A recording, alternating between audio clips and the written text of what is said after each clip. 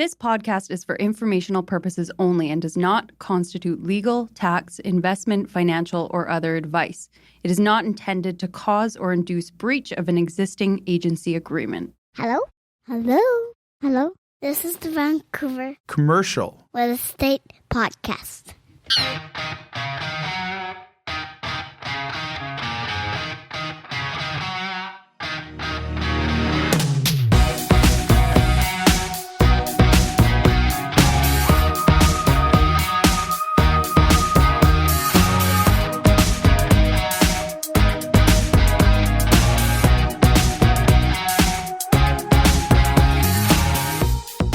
And welcome back to the Vancouver Commercial Real Estate Podcast. I'm Cory Wright. And on today's program, we have an exciting program. We have our good friend Jon Switzer joining us, managing partner, Impact Commercial. And he is bringing on today the associate managing partner there, Amanda Lamb, who's new to the program. Today, we're talking what's going to happen at the end of this calendar year. We're breaking down what they foresee for 2026. Where's the Bank of Canada's overnight posted rate going? And so much more. We do run long here. So without further ado, let's get to our show today with Jon Switzer, managing partner, and Amanda Lamb, associate partner, Impact Commercial. Enjoy, guys. This podcast is presented by Impact Commercial. Impact Commercial, Jon, Alan, the team over there are fantastic. They've all been on the show. They have, yeah. Friends of the show. Great guys. Wealth of experience. They can help with all your commercial financing needs. Whether it's owner-occupiers, land development funds, commercial investments, or multifamily, these guys got you covered. And they recently obtained their CMHC correspondent lender status. So for all your commercial lending needs, visit them at impactcommercial.ca. That's impactcommercial.ca. The Five Wire is brought to you by Atlin at Clayton Crest, a master plan community in the West Clayton area built by Zenterra Developments. Zenterra is an absolute force, Adam. They've been recognized as Multifamily Home Builder of the Year for 10 years in a row and just won again at the Georgies for 2025 Multifamily Home Builder of the Year. What's really exciting about Atlin is the West Clayton location. You're within walking distance to the future SkyTrain station, giving you that perfect balance of city access while living in a peaceful, family-friendly community in the Fraser Valley. And if you have kids or are planning to start a family, there's an on-site daycare where residents get first access. This kind of thoughtful planning is why Zenterra's projects stand out in the market. The amenities at Atlin are incredible too, Matt. A rooftop patio with stunning views, fitness center, co-working space, and lounge areas for events. The outdoor space is extensive with 2 fitness areas, 3 children's play areas, and multiple spots to relax. With major investments happening in the SkyTrain and the 72nd Avenue extension, West Clayton is set for explosive growth. This is genuinely one of those opportunities to invest in a community before values skyrocket. And that's really the key here. This isn't just about finding a beautiful place to live. It's about making a smart investment in your future as the whole area continues to develop. Pre-sales for Atlin will begin soon. Register today at atlincondos.ca. That's ATLIN condos.ca.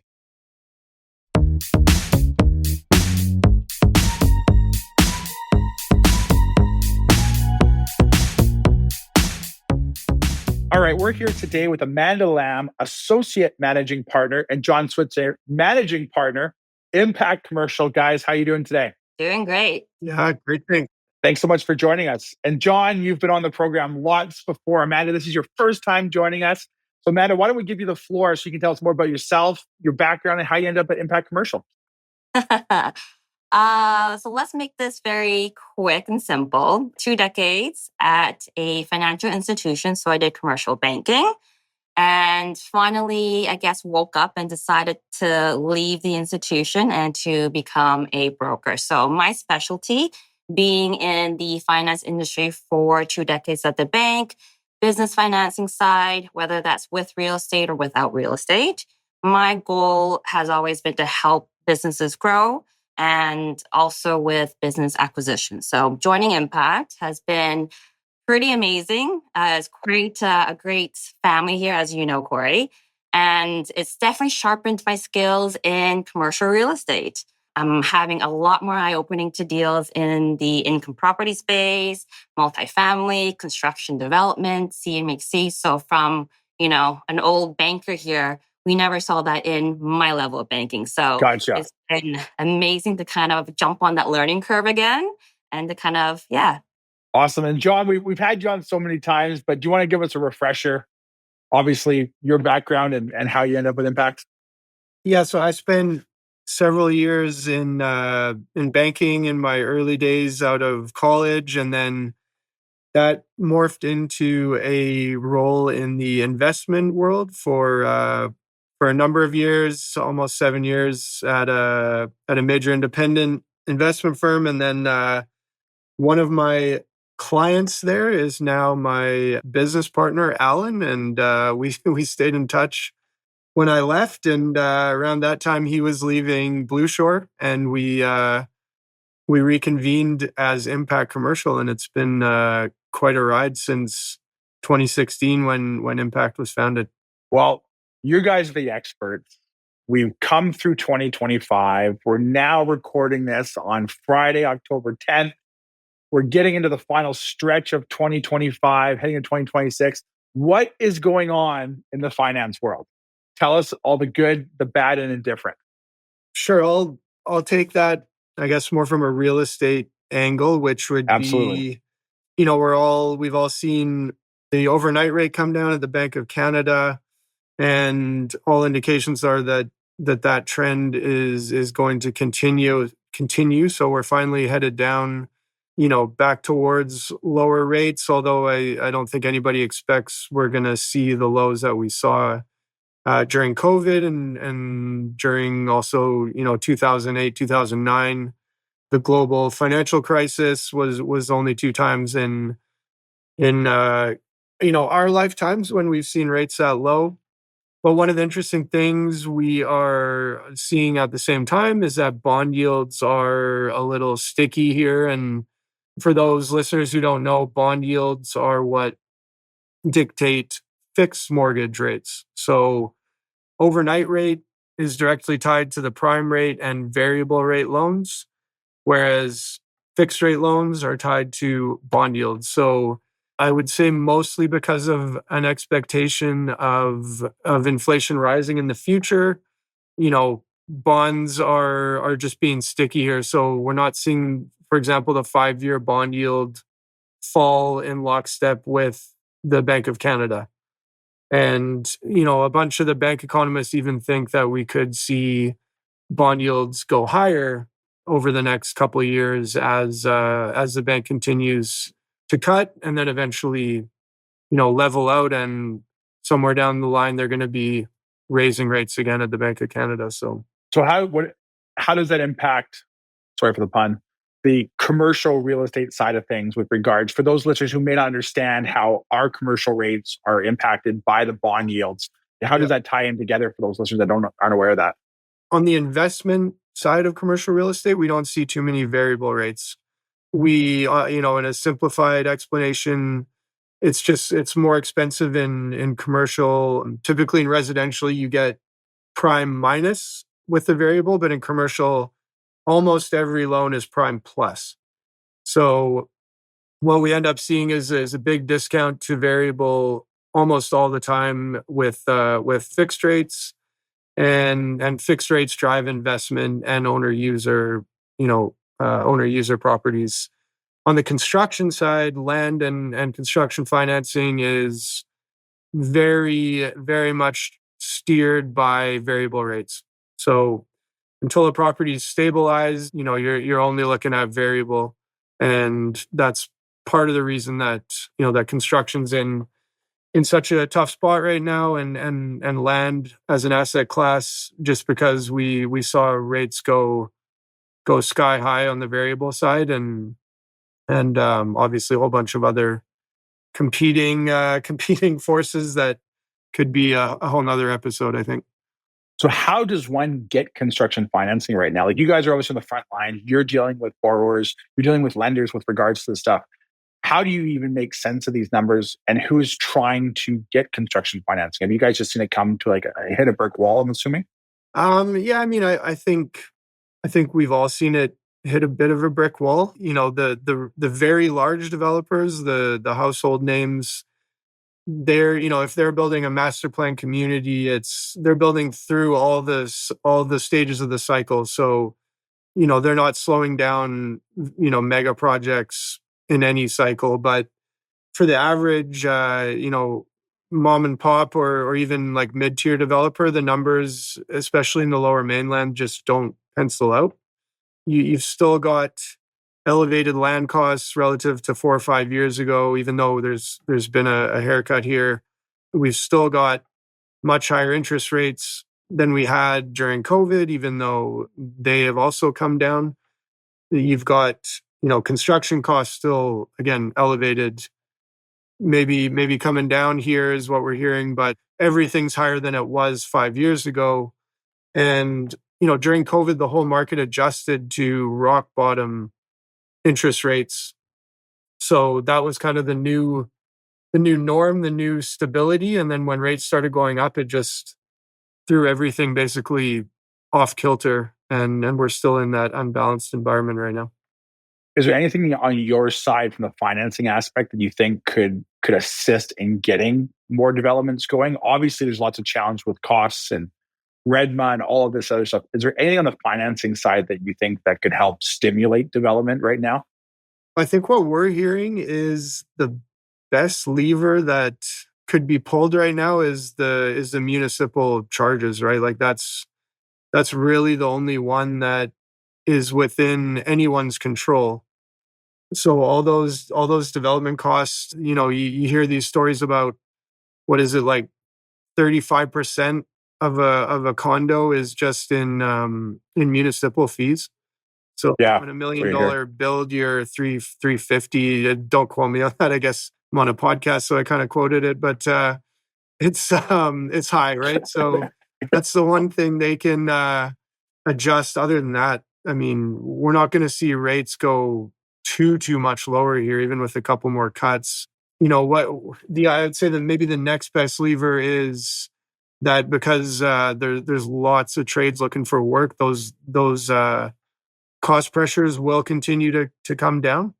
Will it be enough? Will those things together, interest rates and trades, be enough to spur development again? I don't know. I think it could be more of like we need to wait for the existing inventory to work through the system and get absorbed.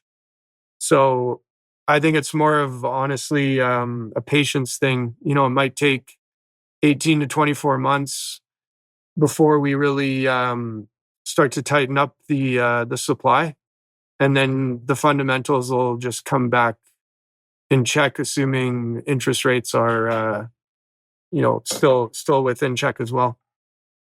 You guys mentioned income producing properties, and Amanda, you said too that you're now more exposed to that through impact.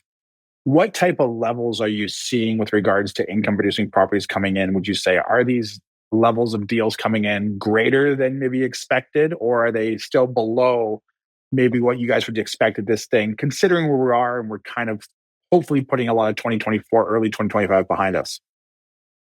Yeah, on my side, I'm seeing a lot that's coming in more on the sense that the typical bank lenders are starting to politely push them out or do the exit. I mean, there's been a fair amount of income producing properties that has been done as a one-off, where a straight investor bought a property, did the financing, and that was kind of it. So banks are right now kind of balancing their balance sheet, and they're looking at what's being profitable to the bank and what's not. Income producing properties now are very done on a relationship basis, especially like the one-off or so. So what I'm seeing a lot is more on the sense of them being pushed out at lenders and finding a new home for it. Is there any particular asset class or even marketplace where you're seeing more deals come in from right now?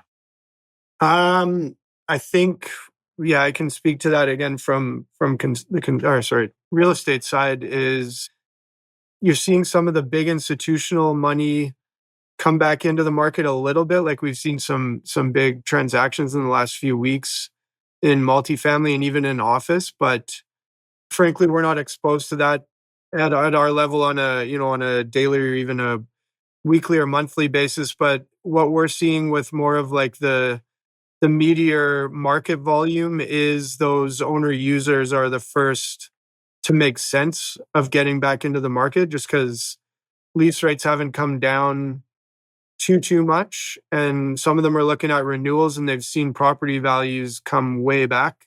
Yeah. 15 to 20% haircuts on real estate. So all of a sudden they're recalibrating that relationship between mortgage costs and lease costs, and it's making sense for a lot of groups right now. We are seeing it's mostly in the in the smaller communities, which are still great places to invest, but we've had a couple of nice retail transactions on Vancouver Island, Nice. in the interior, like national anchor tenant strip mall type investments that all the lenders like right now, and have 10 to 15 year potential redevelopment horizons. So good cash flow, good value upside. Those are certainly, everybody's after those. Yeah, right now, so. it feels like everyone's chasing the same product right now. Everyone wants a grocery anchored retail with upside and all of that. We just don't really have enough inventory to deal with it. And that's kind of always been the plague on the brokerage side of things, is all that good inventory, whether it's really hot and good industrial, or you go back years ago, office was a big trend. Now it's retail, that there's never sort of been a good enough supply to service the demand for it. So Jon, you mentioned earlier about interest rates. They've come down a little bit. Now we're referring to the overnight posted rate, the Bank of Canada, which is currently 2.5. Everything you guys are seeing, everything you guys are reading, everything you guys are hearing, where does this go? Does it continue to trend downwards, and maybe to where's the bottom? Obviously, we get our information from people with more expertise than us. Being the bank economists is pretty much our best source of information. And I know, Doug Porter's been on the podcast before, at least once, maybe twice. And so I really like Doug. I do follow him as closely as anyone else. So we were on a recent webinar with him, and he believes that we'll have 25 basis point cuts at the next two meetings this year, which are October and December. And then I believe one more cut in the first half of next year. He can maybe correct me if I'm wrong on that, but I think he ended up thinking we're going to be down at 1.75 to 2% on the overnight rate, which is aggressive. Obviously not impossible. So, if that were to happen, we could see bond yields come down a little bit. But again, I think we wouldn't see as much movement on the 10 to 30 year end of the yield curve. It would probably be more at that 1, 2, 3 year end of it. I don't know if the 5 year would even budge much on that either. So we could be looking at sort of the nearing the bottom of the fixed rate space. But what we could see, importantly, is lender spreads tighten up. So if we do get the overnight rate continuing to come tumbling down, we could get a lot more bullishness in the real estate and lending side of things. And, we could see average kind of spreads over bonds go from currently, call it 2%. Maybe they come down to 1.5 to 1.6%, which happened, in the middle of COVID when rates got really, really cheap. The spreads also tightened. So that's when we were seeing crazy low interest rates in the mid twos for commercial investment. Don't see us getting there, but we could easily poke into the threes on 5-year yields if this trend continues. So if I'm buying a building today and I'm coming to you for financing, am I looking to get a 5-year fixed rate, or based on where we're at, would you recommend maybe a 3-year fixed rate type of thing? What would be the recommendation right now, knowing that potentially these rates will continue to fall overnight with the Bank of Canada? Yeah, we've been having interesting conversations on that. I can only really speak for myself, and I'm partnered up with Pawnees here, so I can speak for Pawnees and I. Is it's a bit of a technical conversation these days. I think 1 year fixed is probably okay, because there's not that much that can go sideways in a year, right? Especially when we're clearly in a trend of accommodation from the Bank of Canada and the US Fed, which also helps provide a tailwind for Canada. 2 years, I feel like, is starting to get a little risky because there's just more that can happen in a 2-year period. You could have, let's say real estate gets a bunch of wind at its back and we start seeing inflation rearing up again because of some traction back in the real estate market. That could lead to higher bond yields in 2 years. I kind of feel the same about 3 years.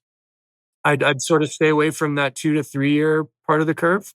4 to 5, I think is probably your best bet. Like the average investor isn't going to sleep that well in the next 12 months if they know they're renewing that quickly. Whereas 4 to 5 years, even if things go a little haywire in the interest rate space, you'll have paid down quite a lot of principal. In 4 to 5 years, you can look to re-amortize to bring your payments down. So I still think 4 to 5 years is going to let most people sleep better at night. The one other thing I would say is some of the lenders will do 10-year conventional terms, and that's something that as if bond yields continue to come down here, I'm going to be encouraging people to consider a 10-year depending on their horizon, with the property. What have you seen that surprised you, whether it be good or bad? I think heading into 2025, we all, like in commercial real estate, finance, probably, definitely development. Everyone was kind of like survived to 2025 was a slogan you heard out back east during 2024. 2025 hits. Everyone's buying boats again. People are getting Porsches. The year is going to be that good.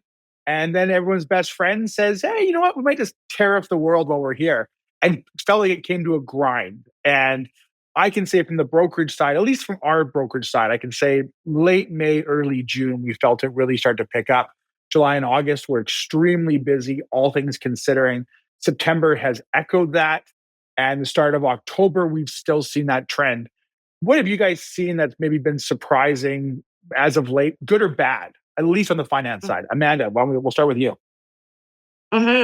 What's been great on my side is actually a very uptick and increase on the business acquisition. Boomers, especially the ones that are running the business, are finally ready to kind of hang up the hat.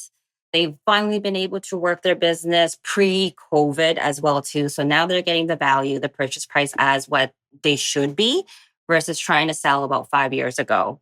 The great thing about this from my perspective as well too, being a broker, is there's less generations for the boomers to pass the business on to. Gotcha. Right. So what that comes on a financing side is less internal in the sense of, a management buyout. We're looking at third-party transactions now. So that could be anything from competitors or suppliers that are buying into the business and, the big third parties and the financials of your private equity firms and cross-border transactions as well. The downside on it is the financing and the due diligence to get these transactions through the lender has gotten a lot more conservative. There is a lot more dotted I's and crossing of the T's and all the documentation that we present to the lenders. And of course, the timing. We get to a certain stage in the financing process, and then sometimes the seller gets a little bit of a cold feet, right? Because again, there's so many things that are happening in the world with the tariffs. They start to pull back a little bit, right? So the positive on this when it comes to commercial real estate is I've had some transactions where it's just been at a standstill and the seller is anxious, the buyer is anxious, and then they'll throw in the real estate. And now we have a much better deal to present to the lenders. But other than that, it's been a longer process, but it's not saying that lenders won't do it. All the good ones, 100%, right? The less tricky ones, and especially the businesses that are selling because they have to, right? They're not making the numbers. The banks and the lenders are pushing them out. those ones get a little bit tricky. But, the positive way of looking at this is sometimes it takes a great buyer to fix a bad business. Yeah, that's a good point. Jon, anything you've seen that's been surprising in any capacity? Well, I think everybody's been a little bit surprised by the sort of rebirth of retail. Like, we've really seen the musical chairs of the commercial real estate asset classes over the past several years.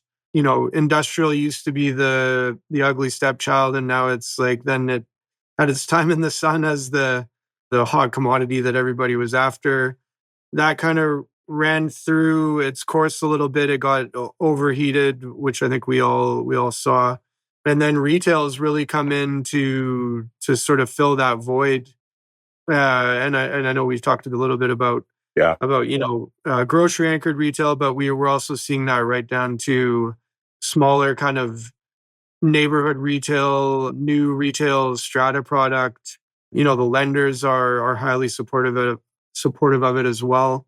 And then office, I don't know. I think I wouldn't say I'm necessarily too surprised, because I think it got a little too pessimistic in the office piece, but it is coming back. We've got some really high quality, low cost lenders are saying, send us your office product. They're cherry picking a little bit. No one's going to sugarcoat it. They want the best office because they feel like if they're a first mover on getting back into the office space, they're going to be securing the best assets when everybody else has still got cold feet on it. So yeah, I'd kind of say rebirth of both retail and office. I don't want to make an obvious statement here, but if you went back to 2023 and read the William Wright reports we put out, we were predicting retail. Now, granted, we're in a little bit of a cheater situation here because we're fielding the phone calls. So we kind of get that feeling before it kind of goes. But I think one thing too, and I'll just sort of say why we kind of felt retail might be a good opportunity back then. Obviously, it's trended that way. We didn't necessarily know that. We're making a prediction. But one reason why I think we felt it was a good opportunity, at least on the investment side, because in 2023, a lot of appraisers and bankers all look at historical data. And historical data was not very good for retail because you had COVID in there. And there was a lot of landlords that probably signed very very tenant-friendly deals for retail because they just didn't know what the landscape would look like. So you had really bad historical data for the asset class, and you had some probably really tenant-friendly lease rates. And then you fast forward a couple of years, and you're not really getting a lot more product built because the cities are so big, no one's going to build them. Now retail starts to stabilize itself. There probably hasn't been as many transactions as there was before because banks aren't super eager to lend on it. Now, if you could find those good, well-positioned assets, now the market kind of caught up to you. And now it feels like you're almost the smartest person in the room if you would have bought it back then.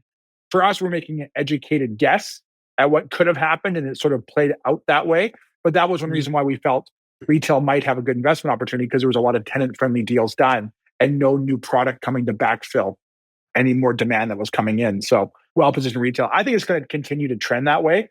I don't necessarily know the absorption of industrial is going to really have the absorption. I think a lot of us wanted it to see it right now. And then office, obviously, office is office. But I can say from a brokerage standpoint, we're seeing a lot more office transactions now than we've seen in quite some time. So that, still got a ways to go, but it finally feels like that one is sort of ticking up from an interest in a deal standpoint. I agree with you. Yeah, we've seen more office transactions for sure, and I agree with you on industrial. I think the story you're telling about retail and catching up to excess supply is probably going to play out in industrial, but not for maybe another 3 years. So maybe in the next year or two, we're going to see some phenomenal buying opportunities in the industrial space, and musical chairs will continue. I agree with you on that. A last question here before we get to our 6-pack of lighthearted questions. If it was your money and it was endless, what are you buying and where with what you're seeing happen right now on the finance side? Any asset class, any BC market. I have to say BC market because instantly people are going to bring up, oh, what about Calgary? We know about Calgary. We beat them 5-1 last night, guys. We got it. In BC, what BC market and what asset class are you guys buying with everything you're seeing right now? Amanda, we'll start with you. We'll put you in the hot seat. Ooh, in BC, I'm looking at probably the interior a little bit, maybe in the Kootenay area a little bit further, just on the sense of it being outside of Lower Mainland. The numbers I'm seeing works a little bit better for there, as in cash flow as well too. It's a little bit more affordable. And I think for me, on a personal level, I think I would sleep a lot better. Jon, your thoughts? Where's your money going? Yeah, I agree. We're actually seeing some interesting opportunities in Revelstoke as an example. Some just incredible growth there, and everything's happening on an accelerated pace in some of those smaller communities compared to the Lower Mainland, which frankly, let's be honest, is mostly inaccessible for the average investor, right? So yeah, any of those smaller markets that have good population growth, what you want to see from a lending perspective is generally at least 30,000 population is kind of an important threshold for lenders. So, so now we're seeing the major banks, if we call them about an opportunity in Revelstoke, they're excited about it. 5-6 years ago, they would have said, no, it's not for us. But interesting. Yeah, so that's kind of what I'm seeing. That in BC, we actually have a nice mix of growth and cap rates in those smaller markets. Whereas I think if you look at parts of Alberta, they have great cash flow, but you might not believe in the upside, right? You're almost like buying a bond. You're just clipping your coupon. Whereas in BC, I think you can still get a nice mix of growth and an acceptable yield. Guys, we appreciate you taking the time to sort of fill us in what's happening in the finance world and your predictions. But before we let you go, Jon, you know how this works. Amanda, you're new to this. We have a 6-pack of lighthearted questions that we get to ask you guys so we get to know you a little bit more outside of the office. And because Jon's pretty much a veteran, I don't think there's any questions we haven't ever asked Jon. He's been on so much. Amanda, I've got something for you, and I'm going to throw a bonus question at Jon after. So Amanda, first question up, where are you vacationing when you find the time? Somewhere out in the woods. Somewhere out in the woods. Anywhere you want to go? Anywhere in particular maybe you've been you want to elaborate on? I'm a big fan of the Gulf Islands. It's a great place to drive out and just kind of sit there and not have anybody bother you. Awesome. Now, unfortunately, you've done something horrible. You're going to find yourself on death row, but you're allowed one more meal before it's all said and done. What meal you having? One? I have like 5. Go ahead. You can have a buffet. Go ahead. We're not going to take your time away. Well, it's definitely a bowl of pho because I'm Vietnamese, so I have to have that. Then it'll also be a prime rib steak and throw in a burger and probably a piece of pizza for dessert. I've already thought about this. Sounds good. A book recommendation for our listeners doesn't have to be real estate related, but it can. My last read, I would say, is Lynchpin by Seth.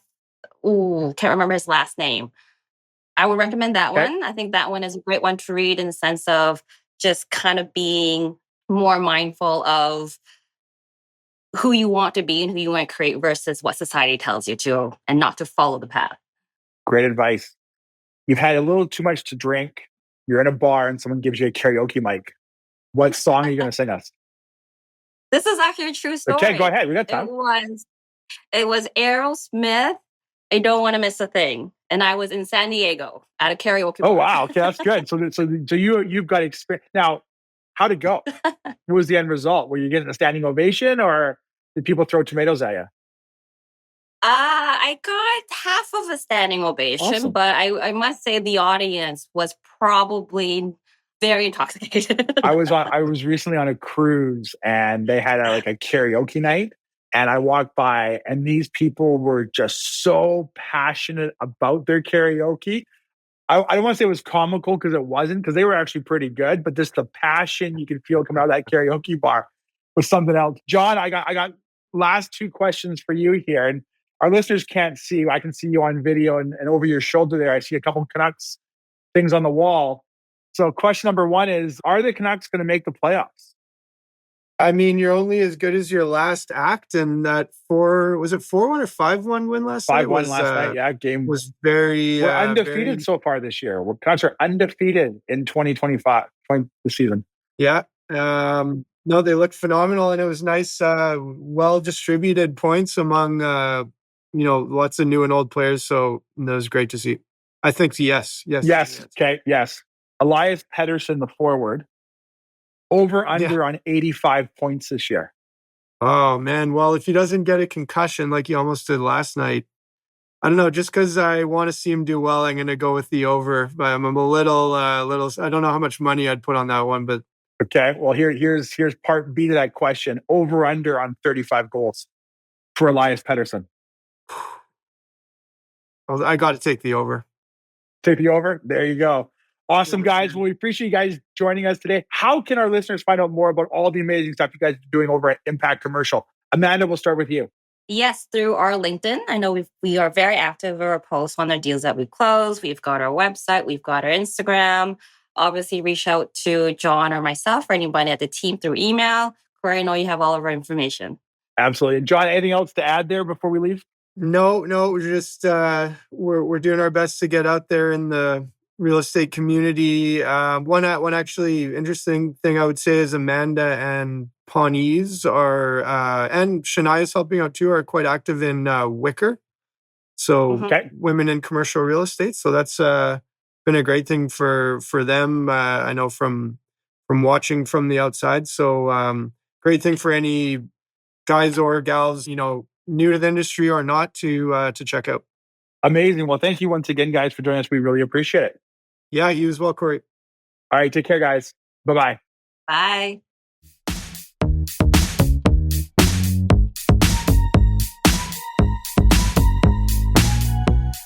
There you have it, folks. Our show today with Jon Switzer and Amanda Lamb, Impact Commercial.